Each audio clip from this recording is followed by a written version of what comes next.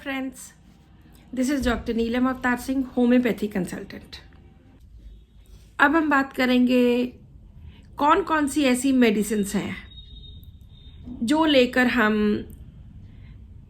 Acidity को दूर कर सकते हैं। वैसे तो बहुत सारी 300-400 होम्योपैथी में मेडिसिन्स हैं, लेकिन मैं सिर्फ 5 उन मेडिसिन्स की बात करूंगी जो बहुत ज़्यादा इम्पॉर्टेंट है और बहुत कॉमनली हम यूज़ करते हैं। इसमें सबसे पहली मेडिसिन आती है चाइना या सिनकोना बार्क। हर मेडिसिन के मैं 1-2 केस बताऊंगी। सबसे पहले मैं इसका अपना ही केस बताती हूँ। बहुत साल पहले हमारी एक चैरिटेबल डिस्पेंसरी हुआ करती थी जिसमें डॉक्टर मान एंड हम 5-6 डॉक्टर्स हुआ करते थे। तो एक दिन मेरे बहुत ज़्यादा एसिडिटी हुई और मैं डिस्पेंसरी गई। मैंने डॉक्टर साहब से बोला कि डॉक्टर मान, आज तो मैं बिल्कुल भी पेशेंट नहीं दे सकती, आज तो मेरा बहुत बुरा हाल है और मुझे लग रहा है कि मेरे यहाँ तक भरा पड़ा है खाना। जो रात को खाना खाया वो अभी तक डाइजेस्ट नहीं हुआ और वो यहाँ तक भरा पड़ा है और मैं तो बिल्कुल भी आज पेशेंट नहीं देख सकती। जैसे ही मैंने ये 2 बातें बोली तो डॉक्टर मान ने रूब्रिक्स लगाए, delusion, obstructed being and delusion hindered at work. इन दोनों में चाइना कॉमन मेडिसिन थी, तो उन्होंने मुझे चाइना 30 की 1 डोज दी और बोले कि चलो आप पेशेंट देखो। वहाँ पे बहुत सारे 250-300 पेशेंट हम 5-6 घंटों में देखते थे। तो जैसे ही मैंने मेडिसिन ली, मुझे नहीं पता, मैं आई स्टार्टेड चेकिंग पेशेंट्स। तो पेशेंट जैसे ही मैंने देखने शुरू किए, मैं देखती रही। 1 घंटे के बाद डॉक्टर मान मुझे पूछते हैं कि आपका कैसे हाल। मैंने कहा किस चीज़ का? तो उन्होंने बोला कि आपको एसिडिटी हुई थी। तब मुझे याद है कि ओहो, एसिडिटी तो ठीक होगी। मैंने कहा जी डॉक्टर साहब अभी तो कुछ नहीं है। और तब तक मुझे ये लगा हुआ था कि यहाँ तक भरा पड़ा है। सो जो भी पेशेंट्स जिनको ये लगता है कि उनके गले तक भरा पड़ा है, सेंसेशन ऑफ फुलनेस है यहाँ तक, और उनका कुछ भी करने को मन नहीं करता कि बहुत ज़्यादा हैवीनेस हो रही है। ये हैवीनेस मैंने सिर्फ चेस्ट वाले हिस्से में, ऊपर वाले हिस्से में आम पेशेंट्स में देखी है। तो वहाँ पे चाइना सबसे ज़्यादा सूटेबल मेडिसिन है। ये मैंने hundreds and thousands of patients में इस्तेमाल की और कभी भी ये मेडिसिन इस सिम्टम पे फेल नहीं होती। अदरवाइज भी बहुत सारे डॉक्टर्स हमारे चाइना देते हैं for acidity and for gastric problems के लिए, अगर पेट में गैस्ट्रिक प्रॉब्लम है उसके लिए। मोस्टली चाइना में वैसे तो सारे सिम्टम्स हमारी बुक्स में डॉक्टर्स के लिए है ये, तो क्योंकि ये ट्यूटोरियल मैं डॉक्टर्स के लिए बना रही हूँ, तो वैसे तो बहुत सारे सिम्टम्स हमारी सभी बुक्स में लिखे पड़े हैं, लेकिन मैं सिर्फ उन सिम्टम्स की बात करूँगी या उन रूब्रिक्स की बात करूँगी जो हमने प्रैक्टिकली बार बार देखे हैं और जिनसे हमें 100% रिजल्ट मिले हैं। तो चाइना, अदरवाइज तो चाइना की डाइजेशन बहुत वीक होती है, बहुत ज़्यादा गैस, ब्लोटिंग और फूड पॉइजनिंग के लिए, ill effects of eating fish, bad food, ये सब चीज़ें, इम्प्योर पानी पीने से, उससे अगर प्रॉब्लम होती है, और ये बहुत ज़्यादा कमज़ोर होता है। चाइना वाला पेशेंट इज़ वेरी डिबिलिटेटेड पेशेंट, बहुत ज़्यादा इसमें कमज़ोरी होती है, डिहाइड्रेशन हो जाती है और खाना खाने से इसकी प्रॉब्लम बढ़ती है। इसमें पीरियोडिसिटी बहुत होती है कि सेम टाइम पे 2-2 घंटे के बाद प्रॉब्लम होनी, या पर्टिकुलरली 12 बजे प्रॉब्लम होनी, या 1 हफ्ते के बाद प्रॉब्लम होनी। तो इस तरह से इसमें चाइना में पीरियोडिसिटी होती है। इसी तरह से हमारी जो सेकंड मेडिसिन है दैट इज़ कार्बोवेज। कार्बोवेज में जैसे इसमें अपर पार्ट में ब्लॉक्ड फीलिंग होती है, ऑब्स्ट्रक्टेड फीलिंग होती है यहाँ पर चाइना में, उसी तरह कार्बोवेज में पेट में ऑब्स्ट्रक्टेड फीलिंग होती है। इसमें गैस बहुत ज़्यादा बनती है लेकिन गैस पास नहीं हो पाती। ये भी मैंने बहुत सारे पेशेंट्स में देखा है। एक बार मेरे पास एक पेशेंट आए, उनकी चेस्ट में बहुत सीवियर पेन हो रहा था। तो उनको मैंने पूछा कि क्या हुआ, तो मुझे पता चला कि डाइजेशन की प्रॉब्लम है। कहते पेट बहुत फूला हुआ है और बहुत ज़्यादा चेस्ट पेन हो रही है। उनको मैंने 1 डोज कार्बोवेज की दी इसी बेसिस के ऊपर कि गैस ब्लॉक थी। जैसे ही मैंने दी, जस्ट 10-15 सेकंड के बाद बहुत ज़्यादा उन्होंने गैस पास की और उससे वो 2-3-4 मिनट में ही ठीक हो गए। सो कार्बोवेज हमेशा हम वहाँ सोचते हैं जहाँ पर बहुत ज़्यादा गैस बनती है, लेकिन वो अंदर ही रह जाती है, ब्लॉक्ड होती है, वो अंदर ही जमा हो जाती है, वो पास नहीं हो पाती। तो कार्बोवेज की एक डोज से ही वो गैस पास हो जाती है। अदरवाइज कार्बोवेज वाले पेशेंट्स बहुत ज़्यादा लेज़ी, ओबीस, फैट एंड बहुत स्लगिश होते हैं। इसमें भी क्रॉनिसिटी ऑफ कंप्लेंट्स होती हैं, जिसमें धीरे धीरे कंप्लेंट्स क्रॉनिक बनती जाती हैं। बहुत ठंडा चिली पेशेंट होता है, आइसी कोल्ड होता है, इसको वार्मथ की बहुत ज़्यादा ज़रूरत होती है।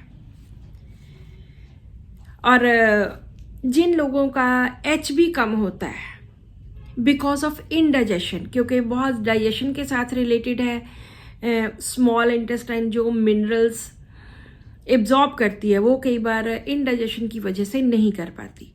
तो जिन लोगों को टाइफाइड होकर हटा होता है या कोई भी ऐसी बड़ी बीमारी होकर हटी होती है, वो तब से ठीक नहीं होते, नॉट वेल सिंस टाइफाइड या सिंस कोई और बड़ी बीमारी, तो उनमें कार्बोवेज बहुत अच्छा इफेक्ट करती है।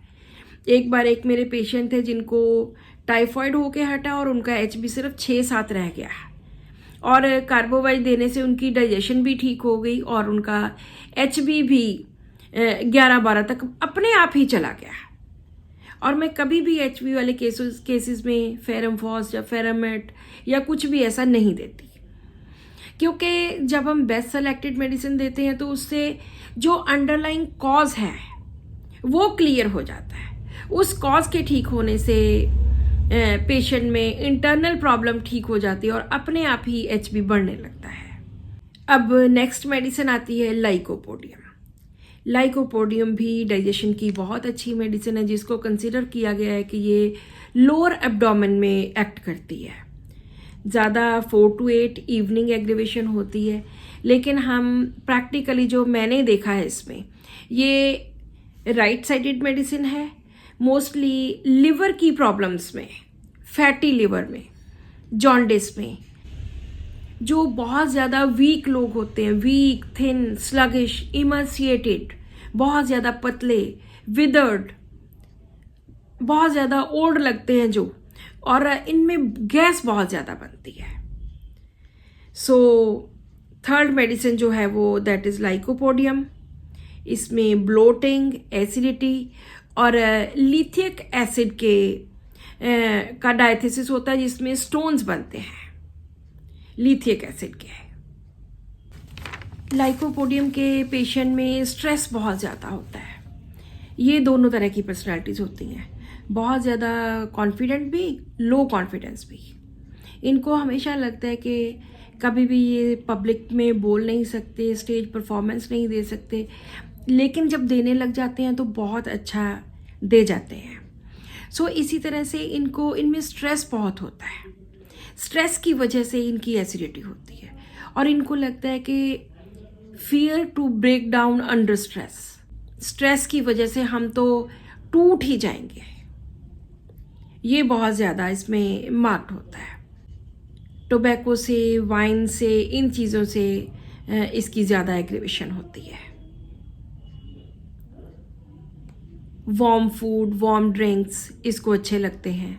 शुगर से एग्रीवेशन होती है, मीठे से एग्रीवेशन होती है, लेकिन पसंद बहुत होता है, लेकिन एग्रीवेट करता है। इसके बाद जो नेक्स्ट मेडिसिन आती है दैट इज़ नक्स वोमिका। हमारे पंजाब में तो बहुत सारे लोगों के घरों में, और कुछ हो ना हो, 3-4 मेडिसिन तो ज़रूर होती हैं, एकोनाइट, बेलाडोना, नक्स वोमिका, कार्बोवेज।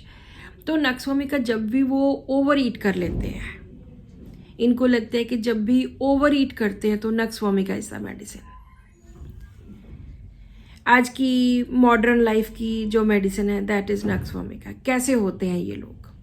इनकी बहुत वॉर्न आउट बिजनेसमैन, बहुत काम करना, बहुत मेहनती, इंडस्ट्रियस, मेनिया फॉर वर्क, सुबह से लेकर रात तक इनको बिजनेस बिजनेस एंड बिजनेस ही दिखता है। सीडेंट्री हैबिट्स, बैठ के काम करते हैं, कंप्यूटर के आगे बैठे रहते हैं, बहुत चाय पीते रहते हैं, कॉफ़ी पीते रहते हैं, अल्कोहल लेते रहते हैं। इस वजह से इनकी एसिडिटी ज़्यादा होती है। मेंटल प्रेशर बहुत ज़्यादा होता है, मेंटल स्ट्रेस बहुत ज़्यादा होता है, और ये लोग बहुत ज़्यादा सेंसिटिव होते हैं। ये कोई भी कंप्लेंट बर्दाश्त नहीं करते, इनटॉलरेंस ऑफ कंप्लेंट्स। थोड़ा सा अभी एसिड हो गया, फटाफट एंटासिड ले लिया, थोड़ी सी भी कोई प्रॉब्लम हुई फटाफट दवाई ले ली, क्योंकि ये कंप्लेंट्स बर्दाश्त कर ही नहीं पाते। Intolerance of complaints, intolerance of element, singular medicine है नक्स वोमिका। कोई भी प्रॉब्लम ये बर्दाश्त कर ही नहीं पाते किसी भी तरह की। सो इस तरह ज़्यादा स्टिमुलेंट लेने से, ज़्यादा स्ट्रेस की वजह से, ज़्यादा सीडेंट्री हैबिट्स की वजह से नक्स वोमिका सबसे फ्रंट पे आ जाती है उन लोगों के लिए जो बिजनेसमैन हैं, बैठ के काम करते हैं। इसके बाद जो एक और बहुत इम्पॉर्टेंट मेडिसिन है, दैट इज़ साबाडेला। मैं तो इस मेडिसिन को बहुत ज़्यादा इस्तेमाल करती हूँ, शायद बहुत सारे लोग ये मेडिसिन यूज़ नहीं करते। इसमें सबसे बड़ा सिम्टम है कि इनको अपने एपिगैस्ट्रिक रीजन में, चेस्ट के नीचे वाले और एब्डोमेन के ऊपर वाले हिस्से में इनको लगता है कि यहाँ पे कुछ खा रहा है, कुछ यहाँ पे हो रहा है। इस सिम्टम के बेसिस के ऊपर मैंने बहुत सारे पेशेंट्स ठीक किए हैं। इसमें एक रूब्रिक है, delusion deformed some part of body is. तो इनको लगता है कि इनका स्टमक जो है वो डिवोर्ड है, कोई उसको खा रहा है कोई। यही पेशेंट आके अक्सर बोलते भी जैसे यहाँ पे कुछ हो रहा है, जैसे कुछ खा रहा है, कोई चीज़ खा रही है इसको। तो इसमें साबाडेला सबसे पहले मेडिसिन आती है, जिसमें भी स्टमक में, इस रीजन में बहुत ज़्यादा बर्निंग, बहुत ज़्यादा जलन, बहुत ज़्यादा एसिडिटी और पेन होती है, वहाँ पे हम साबाडेला एक चिली मेडिसिन है जिसको बहुत ठंड लगती है, और बहुत ये वीक पर्सनैलिटीज़ होती हैं, वीक लोग होते हैं, और स्ट्रेस बहुत होता है और डर बहुत ज़्यादा होते हैं। सो ये 5 मेडिसिन हैं जो मैं बहुत कॉमनली यूज़ करती हूँ, but on the basis of symptoms. इनके अलावा और भी बहुत सारी मेडिसिन हैं जो हम बुक्स में पढ़ सकते हैं, लेकिन ये ज़्यादा यूज़ होने वाली मेडिसिन है। So this is all in this video. आज की वीडियो का क्वेश्चन है, लाइकोपोडियम का स्ट्रेस वाला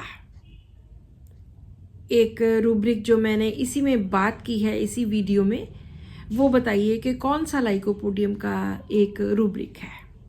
Write one rubric of stress of lycopodium, which I have discussed in this video. Reply this question and win prizes. Subscribe to my channel, like and share my video, and thank you so much for watching this video, and keep watching my videos.